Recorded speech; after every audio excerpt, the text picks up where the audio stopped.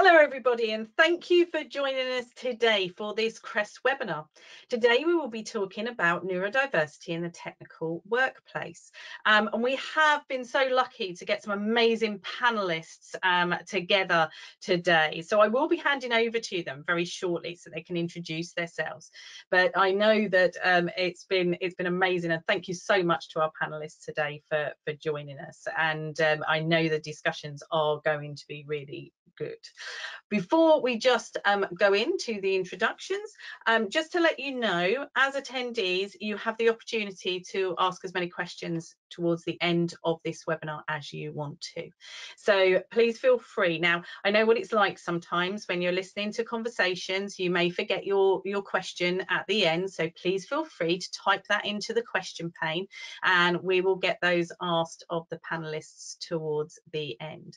And I can always, if there are any questions that unfortunately we don't get to, then we will look at contacting the panelists if they're happy for that afterwards, to just come back with an answer. So thank you very much for attending today, and I'm going to pass over to your panelists to introduce themselves. Thank you. We start with you, Ed. Thanks very much. Ed Hardy. I work for a company called Alex Partners in their cybersecurity. So I'm a management consultant, dyslexic, ADHD, all that sort of thing. And I've done most jobs in cyber in the 20 odd years I've been here. Thank you. Great, thanks, Ed. And if we go on to Nathan. Hi, I'm Nathan Chung, and I was diagnosed with autism and ADHD in early 2021, and I've had these conditions my entire life, and you consider me a late.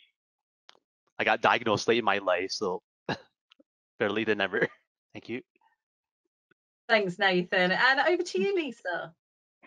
Hi everyone, I'm Lisa Ventura. I am the founder of Cybersecurity Unity. Like Nathan, I was diagnosed quite late in life as autistic, and I do a lot of work around neurodiversity within cybersecurity, as I've been in the industry since 2009. That's wonderful. Thank you very much, Lisa. And down to you, Cassandra. Hi, good morning. My name is Cassandra Pierre. I'm the Neurodiversity Affiliate President for Women in Cybersecurity, or WESIS. Our mission is to recruit, retrain, and advance women in cybersecurity. I currently work for a global bank in technology talent development, and I'm also a student working towards a degree in cybersecurity. And like other people on the panel, I'm also late diagnosed. So thank you for having me. I'm excited to be here. Well, thank you for joining us. It's really appreciated. And over to you, Stephanie. Hello, everyone. I'm Stephanie. I am a security engineer at Cisco, and I am also the vice president of the affiliate that Cassandra mentioned. I also was a late diagnosis 3 years ago as ADHD.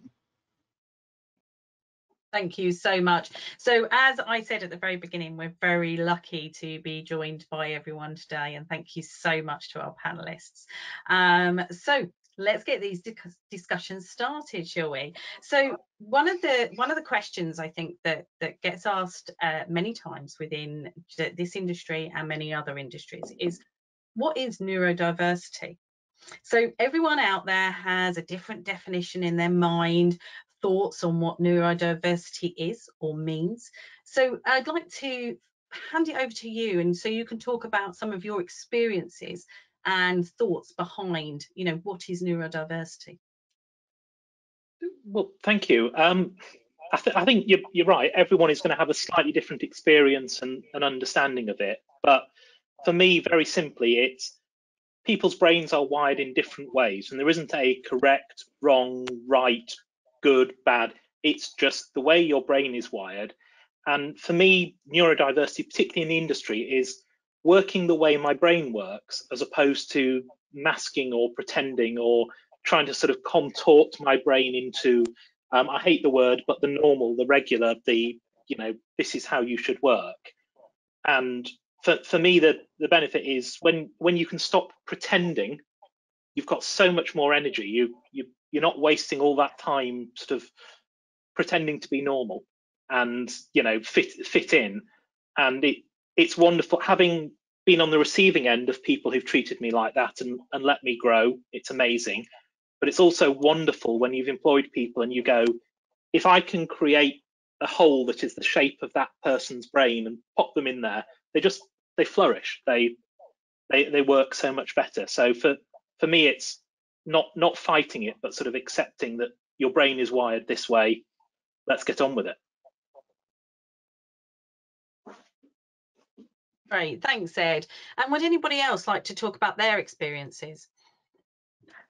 Can I come in on that piece? Because I absolutely agree with a lot of what you said, Ed. For me, being able to take the mask off, I didn't realise that I'd been masking my entire life until I was diagnosed. And then so much made sense in terms of why I struggled in a lot of different areas, why I struggled to fit in or just get things done or whatever. And it just was that light bulb moment of, my goodness, I have been putting this mask on all my life, and I can now start to take this mask off and be authentically myself. And also, a lot of the things that I ask myself around neurodiversity is, who set what normal is anyway? How did that even come about years ago? How did this thing of what normal is, how did that come to be?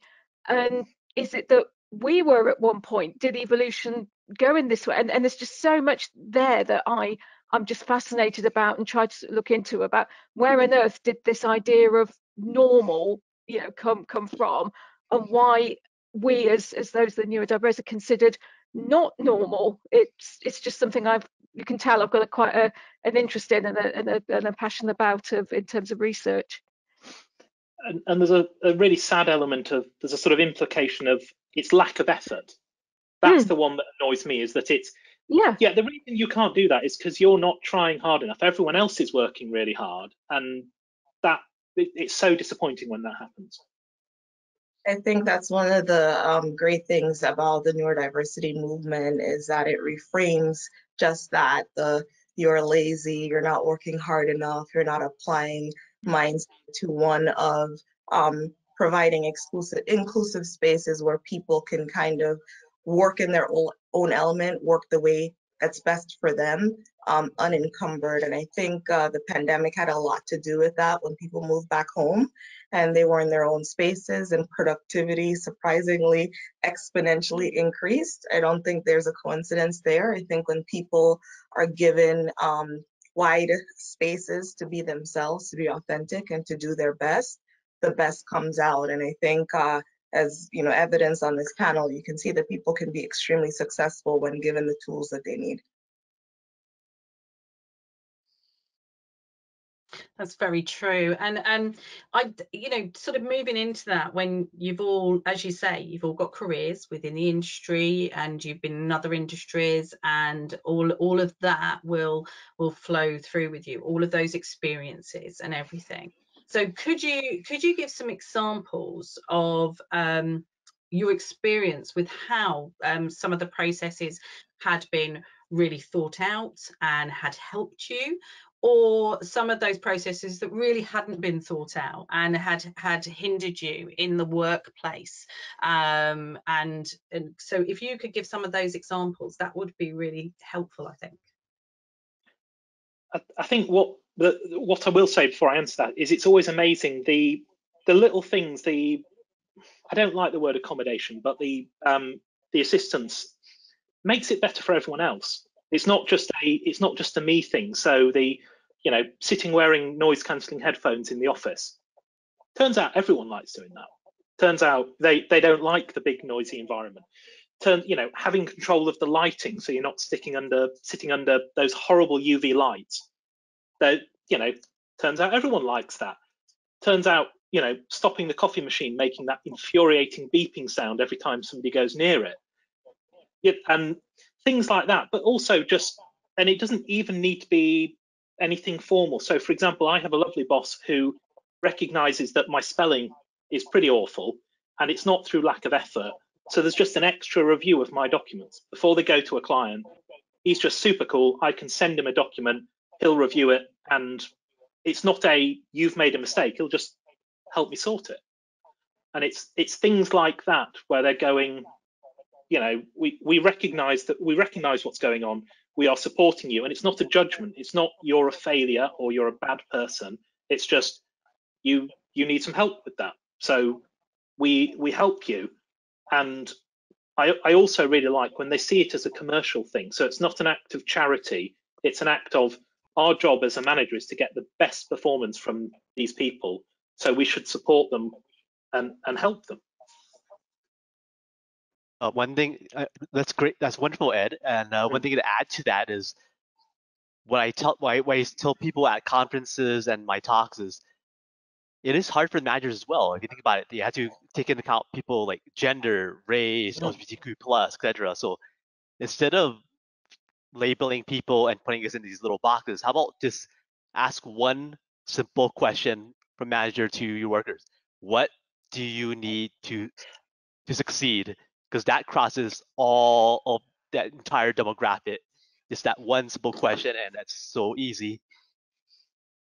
I think that's perfect. Yes, because and I've had this conversation with recruiting managers going, how do we possibly manage all of this? Because if you're saying all the bits within diversity are diverse, everyone needs other things. It's not rocket science. You ask them at the start of the hiring process, and you keep asking them, going, what can we do to help? Yep, brilliant. Yeah, I think that in our industry, there is sometimes, I think, not that idea that managing people is going to be different from managing products or managing systems or managing the processes that make a team work. People management is actually quite complex because in a lot of ways you can't just slap on a generalized way of managing everyone and expect it to work. For some people, they will thrive under that choice, but for many others, they will kind of flounder and not find their way. And unfortunately, sometimes when things are going wrong, there's not a tendency to curiosity. There's a tendency to blame or pip or something else punitive to address certain failures rather than the curiosity of like, well, what's going on? Is there a deeper reason? Or even providing the space to be vulnerable enough to say certain things, which is why when one of us speaks out and advocates for ourselves, it ends up having an effect across the entire team. Like if I'm not a huge meeting person, so if we're gonna have a meeting, I'm hoping that it's very valuable and that I know why I'm there and what's going on and what to expect and what to talk about. And comes to find out, a lot of people prefer that and would rather not have random meetings or an overload of meetings, and it greatly impedes on their ability to be productive. So it's a problem. I think management is a hard job, just like Nathan said, but that's kind of why you can't really make that choice lightly of who's going to be in that position, because some people are just naturally not inclined to those other nuances of what management might be. You would love that everybody is able to be managed in this blanket way because it makes your job easier, but more often than not, especially in our industry, I think that there's a myriad of people who work in different ways. So it's a hard problem. I think that even if you discounted neurodiverse people, you still have those nuances with neurotypical people as well. It's just not everybody works in the same way. It's why school too will work for some people, and some people will struggle heavily trying to do the same format. So yeah, that's my 2 cents. I love your example about meetings, because that's such a who on earth wants to go to a meeting where you don't know what's going to happen and you don't know who's going to be there and you don't know what they're going to want you to do? How is that in any way productive for anyone on the planet? And it's just one of these things going, you did it for these people. You might save hundreds of hours a year of pointless meetings. And it's such a, and it's no cost. It's not, we need another 20 people to manage this. It's, we need to think for 5 minutes and send an email before we book a meeting. And if I could just come in there, actually, you've made a very valid point. Do you think perhaps with the pandemic that might have changed that thought process for some managers, leaders, and how they think about meetings? Or have you not really seen a change because of that? For me personally, in the beginning, there were actually way more meetings than normal. Um, Way more. My calendar was so full all the time with meetings, and I quickly became Zoom fatigued and WebEx fatigued, and all of it was fatiguing me. But after a while, that was simply unsustainable. People would start seeing every meeting as optional because we had so many. It's like, oh, if I don't catch it in this one, I'm sure there's another one I'll hop on and they'll repeat what they said earlier. And so quickly things have pared down, and we've started doing on my team some more asynchronous meetings where we just talk and chat, and then we're able to like focus on what we're focused on. Or at Cisco, we have like I believe it's like the first Wednesday of every month is a focus day, which I wish there were like more of those, but focus day is like no meetings allowed at all across the organization, and everybody has to just get that time to focus on whatever they want. So over time, it's improved the way that things have been, but still there are always, I feel like there's just always superfluous meetings, and I just have to be more diligent about, I believe that this can be resolved outside of this meeting. How about I send you this? And if you still feel like you want to talk, we can continue that. But being an advocate for myself has helped more often than not with me avoiding just kind of going with the flow of it and trying to conform to what the culture says, and just knowing it doesn't work for me because I will just zone out and not listen. So That's such a difficult stage to get. It's the phrase knowing yourself.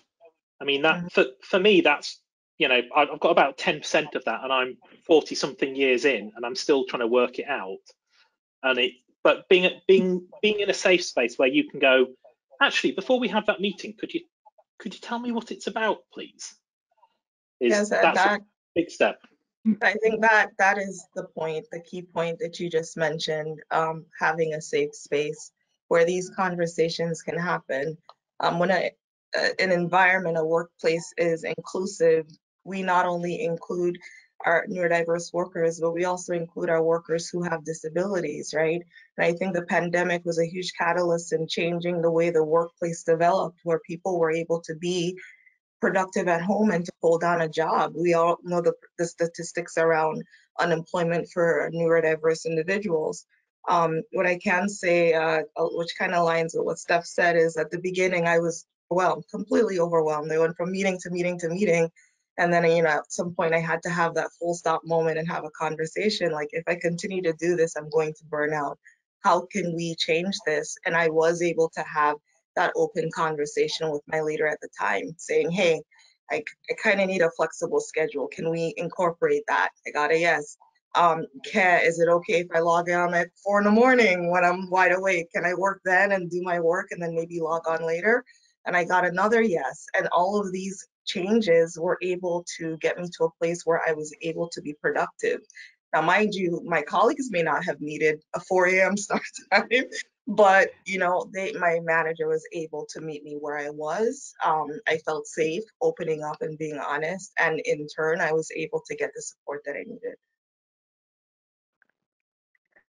I think for me as well, I've been working from home since 2015, so the pandemic didn't really affect me in that sense, but I made that move in 2015 without even knowing at the time that I was autistic and neurodiverse, because I was struggling in the office environment, the noise, the interruptions, the people, everything else. It was just, and I made that sort of choice to work from home and found that I was so much more productive once I'd done that.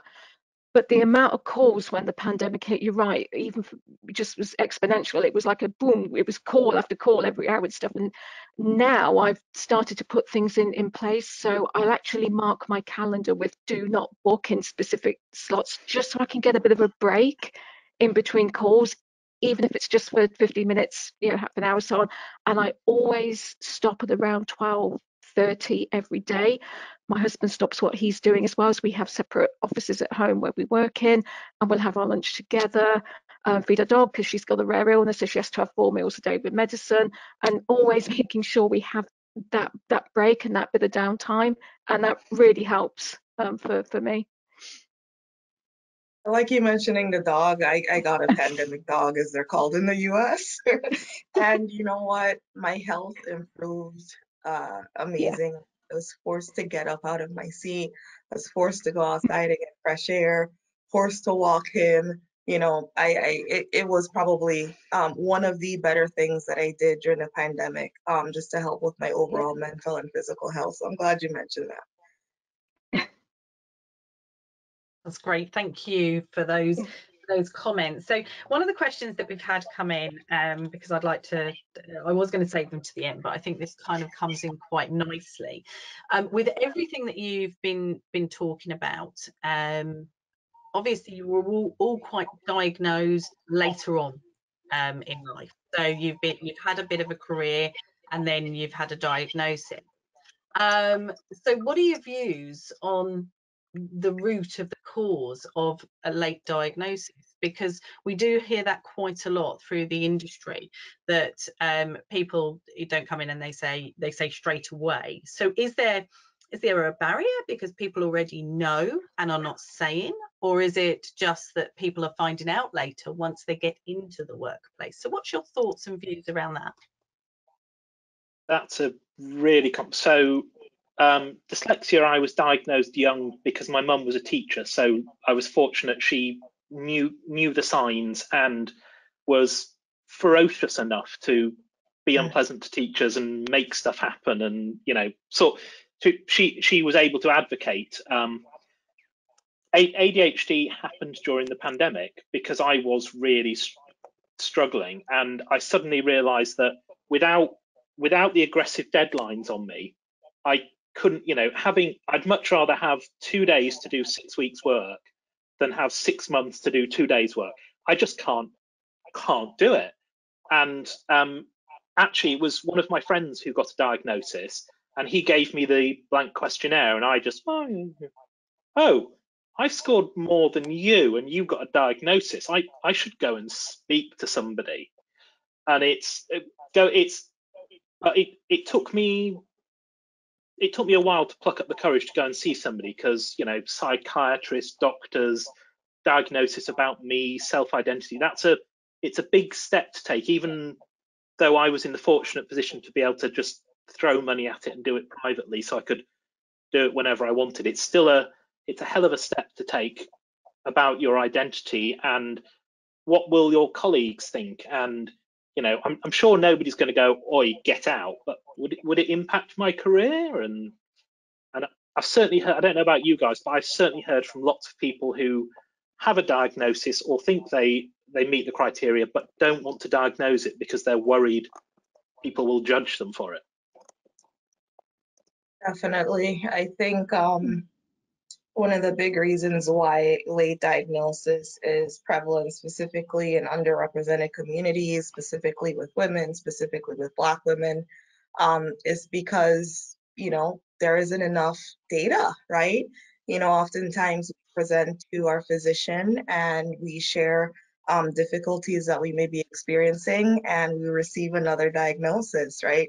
For me personally, I was in the mental health space prior to switching over to technology. So I had a little bit of an idea of what neurodiversity was and, the diagnosis that could fall underneath that umbrella, but I didn't think about it, right? For me personally, it wasn't until, like I said, the pandemic, where I started to have larger conversations. I met Nathan and I met some other people, and I started looking back at my history, looking back at my work history, looking back at, productivity, certain key markers that indicated that something else was going on. At that point, I'd already had a great relationship with my psychiatrist and a therapist, and we were able to have the discussions, and they actually kind of fast-tracked the process to diagnosis for me. But for a lot of individuals, specifically in the Black community, stigma around mental health, neurodiversity, difference, anything like that, it's just highly stigmatized. And a lot of people prefer to struggle in silence than to out themselves and ask for help, unfortunately. And well said, Cassandra. And I echo Cassandra's comments. I'm an Asian, so my family came originally from China in the year 1900, but I grew up in Hawaii. But the Asian culture in general, a lot of it is based on thousands of years of Confucian thought, which emphasizes family and, lack of a better term, ableism. Like, you gotta function, you gotta work for the family. Don't make the family look bad. Don't bring shame or dishonor the family. So what that does is create a wall, a tall wall where you cannot ask for help. You cannot say, I have this condition, I need help. You gotta hide it. You gotta essentially suck it up, and this sadly results in many in Asia committing suicide over it because they can't get help. They just go into decline, crash. And just following on from that, Nathan, when I told my parents about my diagnosis, they completely dismissed it out of hand. So I had the diagnosis in writing, I told them about it, they took one look at the piece of paper, threw it down. No, that's wrong. You can't possibly be autistic. And I said, really? Why? The guy that's diagnosed me has been in this field for 25 odd years, and she's got a lot of expertise, etc. Why do you think that? Oh, because when you were at school, none of your teachers ever said to us that you might be autistic, so you can't possibly be, because if you were, we would have been told about it when you were at school. I mean, it was different times back then. I was at school in the 70s and early 80s. It wasn't talked about. It wasn't, teachers and education providers weren't made aware of it. And it was just that complete dismissal of, no, you can't possibly be. And I think it's because it reflects on them and reflects on their abilities and so on, that they have to just shut it down and pretend it can't happen. Go on, Nathan. Exactly. And in Asian culture, it's even worse because of because science has proven that neurodiverse condition has a strong genetic component. So essentially, it does come from the parents. But in Asian culture, we worship and are almost pretty much required to honor parents and put them on a pedestal. So it makes the whole thing around neurodiversity very difficult, because what parents will admit that they cause their child to have this condition.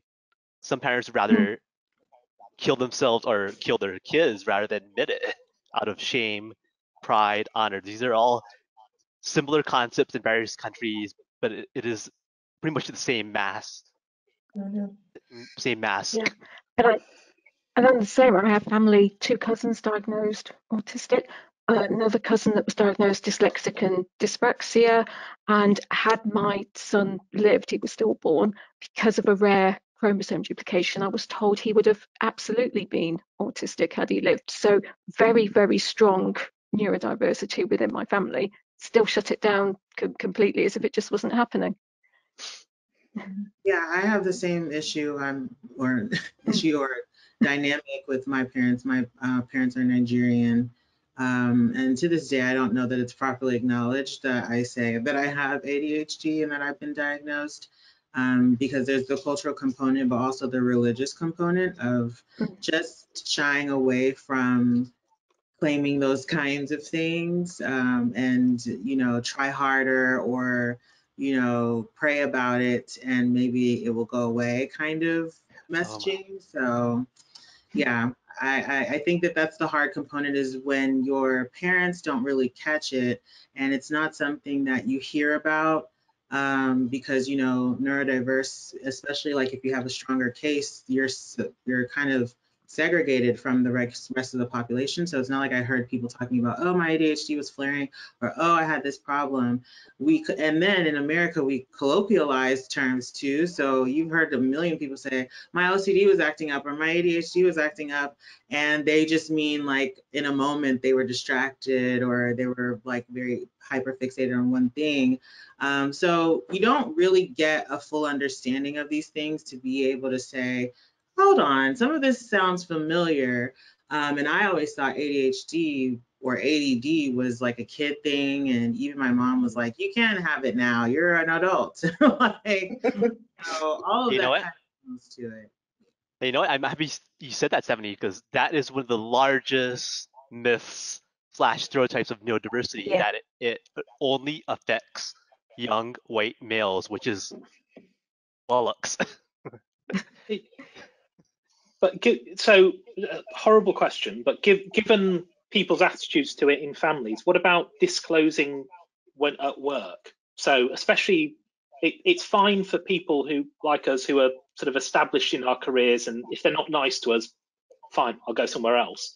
But if you're applying for an interview and you want accommodations, what do you think about disclosing that? Because it makes you vulnerable, and you're not going to get the help without. You know, I think the attitudes in the United States have a very long way to go around disclosure. I think the majority of individuals who have a disabling condition would prefer not to disclose prior to landing the job. Once they get the offer letter and they start and they meet their manager and colleagues, so on and so forth, that's usually when they have the conversation that they need additional supports. Unfortunately, I've heard a lot of stories of accommodation requests going wrong, right? And an employee unfortunately being, you know, pushed out indirectly, you know, from their job because they were deemed too much of a problem or they had too many needs. So the environment right now, I think in corporate America is one where this is still being felt out.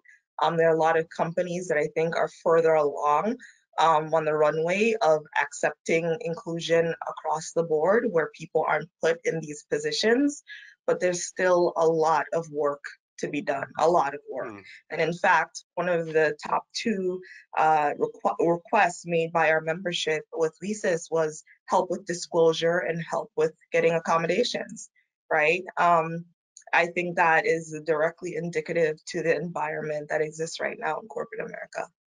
Yep, and to add on to Cassandra's point, to share one horror story, I know one guy, he interviewed for a job, got the job offer, but as soon as he said he has autism and needs accommodations, the company immediately withdrew the job offer. It's shocking, but that speaks to the state of things in the US. Like as Cassandra said, it's a long way to go. That is horrific, and it leaves the individual in a really vulnerable position. I mean, short term, it's no help, but I will say long term, I think they are better off out of, you know, that's not a company they want to work for, and that company has missed out on talent. But the sad reality is you still need to pay your rent and eat. It's a horrible situation, because how is somebody going to get through the interview process if they don't get the accommodation? And if they're going through the interview process masking, then, you know, it's hard for them to work out if they fit. I'm lucky. I'm proud. I you know, I work for a company that is incredibly flexible and goes, you know, whatever you need, get on with it. But that's rare. Yeah. Yeah, I think there is. There's a big difference in companies. And one of the things I was thinking about when I was listening to you discuss was, you know, how do the companies that are doing it right show that to the companies that aren't? And if you've got people within the industry at the moment and are listening to you discuss this, how could they start to make that change within their organizations? You know, what is there to help them and for them to change people's mindsets? I'm really happy you brought that up, because when one Googles, there are many companies that champion neurodiversity. You know, they have hiring program, but I strongly favor things like I used to be an auditor, so I strongly believe that could be the key. That's something from our cyber world. Companies should be audited. Like when these big companies, they say they support neurodiversity, but as the saying goes, the proof is in the pudding. Like, they should be audited. They should ask people at these companies, are you being supported? Do you feel comfortable? Because to give you an example, I know some people at this one company, which is very famous for their neurodiversity hiring program. I heard stories of bosses bullying and treating their neurodiverse employees like garbage. Like, for example, they were having an autistic meltdown, and the boss belittled and like pushed further. It's like just laughed at them while all this is happening in front of all their coworkers. And this is at a famous company that touts their neurodiversity hiring program. Like, things like that should be brought to the forefront and made, advertised. Like, I have to say, I think the thing I've the thing that I have seen that has impacted diversity, and it shouldn't be this way, but the most successful thing has been parents getting into positions of power with a child that identifies as that, because suddenly things get taken seriously. Suddenly they go, if someone treated my daughter like that, I'd go for them. So I'm going to make sure that will never ever happen. But I think there's a mixture of people if people feel safe, they will be open and disclose, but that should never be a requirement. And asking and asking and asking every step of recruitment and every performance review and every stage, going, right, what can I do to make this work better for you? And you've started this recruitment process. Is there anything I can do? I don't need you to say you're autistic or say you've got ADHD or show me a certificate. Just need to go, is there anything about this process that we can do to make it easier for you? And I think you ask that at every stage of the process and every performance review, but also at the start of every single project. As a manager, you can see when your staff are having a struggling or having a bad day, and instead of berating them, just going, you look like you're struggling today. Can we do something to help? Definitely. I think if I were a CEO of a larger company and I was having this issue, creating pipelines and pathways for diverse talent to come in the door, the first thing I would do is look at the gold standards, right? The companies that are doing it right, like Microsoft, I would say, is one of those companies that, they don't wait for you to ask. They provide the information ahead of time so you can choose whether or not you need to use those support services. I also think that leveraging community organizations that exist, like Disability In, I'm a volunteer for Disability In, and they are leading the way with research and best practices and industry standards around disability inclusion and inclusion as a whole. And then lastly, I think this one is pretty easy. What people could start doing right now is just embed inclusion into your processes, right? Think about the standards or the processes, the tasks that are embedded in that would support the widest amount of people. What could you do? What could you add to make a process more inclusive for everyone, despite what their ability level would be? I think starting there would move the needle a little bit further towards accessibility and inclusion for everyone. And I think it keeps coming back. Everything that's been said on this call about adjustments makes things better for everybody. So, if you're going through an interview process, going, could we send the questions or the topics out in advance? Why wouldn't you do that for everyone? Because you're going to tell them what the meeting is about in advance anyway, or they're going to know. And this is not some sort of little school thing where we just want to test, can you recite meaningless data? We want to know, can you think and can you problem solve? And it's not cheating for them to be able to go and research in advance. So that just makes it better for everyone. That is, and that is very, very true. And I'd come and work for you, Cassandra. I just say, after what you said, just one day. Yeah, one day. Let me know. I'll be there. And yeah, so listening to that, it's very true.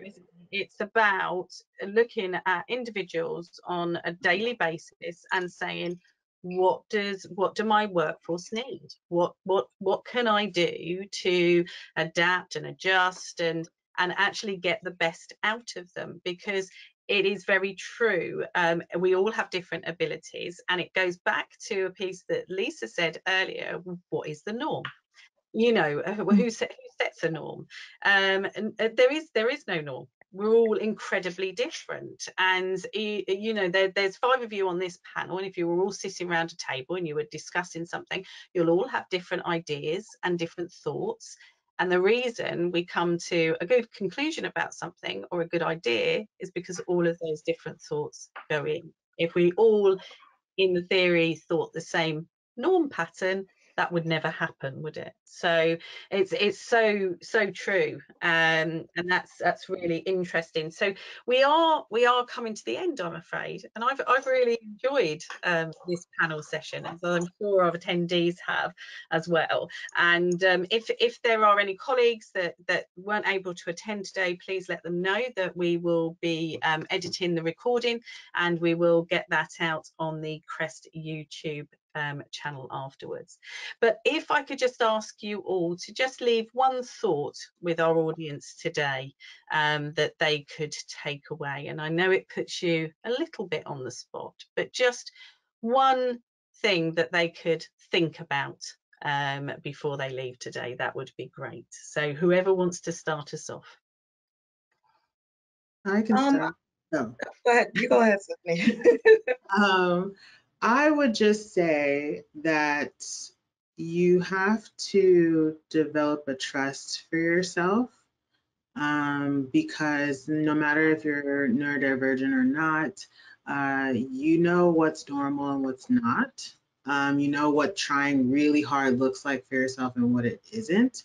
So you kind of have to tune out noise and rely on yourself and develop that self-trust so that you can advocate for yourself when necessary, or you know to look and search, because I think all of us had a flavor of that experience, and that is what led us to a journey to just better fit in this world. So yeah, develop self-trust is definitely something I would recommend for anyone listening. Great. I would say, I think this one is targeted to managers. If you have an employee that is struggling, before you move towards judgment, ask questions and try to connect with them, and be open to what they say. So. Lovely, thank you. And who would like to go next? I can go. Great, To add to a lot of it, one of the greatest challenges for neurodiversity is self-acceptance, because it's essentially a fight within ourselves. Like I myself, when I was growing up, I never wanted to be disabled. It's just so much negativity around it. So you got to be able to accept himself. And one quote from that show Miss Marvel, I think it said it best, where she says, "There is no normal. There's just us and what we do with what we've been given." I think that says a lot. Great, thank you. And Lisa and Ed? I don't mind going next, Ed. I think for me, very similar to what Cassandra said in terms of approaching your managers, talking to them, and actually listening to what we have to say, and just be a bit on our side. And I think also for me personally, and it's something we haven't had time to sort of touch on a lot, I have experienced bullying in pretty much most of the organizations that I've been in. I've also experienced it from parents within my family, from friends. It's been in every single area of my life. And in fact, I almost completely left cybersecurity as a result of that just over a year ago. So I just would say to just sort of think a little bit more about how you're interacting with people, and this is the way you're talking to people, because those experiences that I've had have been so horrific. I've almost come out of cybersecurity, completely, and I don't know if they just sense that they can do that to us, or so I don't know. I don't know where it comes from, and it's something that I want to do a lot more research into as well, and a lot more in terms of researching narcissistic personalities within the workplace. Well, before I answer mine, I'm sorry you've been treated like that. It's fundamentally unacceptable. And I think it sort of leads into my point that you have to advocate for yourself. It would be lovely to know, and we should be able to rely on other people, but stand up for yourself. If it's not right, call it out. It's okay to say I am not all right. It's okay to say I need help. It's not weakness. It's not a lack of effort. People are unlikely to just spot it and help you unless you're in a very nice organization. So stand up for your rights. It's not It's not charity, it's your absolute entitlement. Stand up for it. Wonderful, thank you so much for that. So yes, so sadly we have come to the end of the panel session. I want to say a big thank you to our panelists today. That has been really interesting, great conversation, and thank you to our audience for attending and listening. And as I say, there will be a recording going out later. When we do go out to our audience, just to let you know, the Neurocyber Group have a project that's ongoing at the moment. They are looking to some people to take a survey just so they can put some information together and look at actions. So that's really good. They're doing a joint research project titled Neuro Unity, Many Minds, One Mission.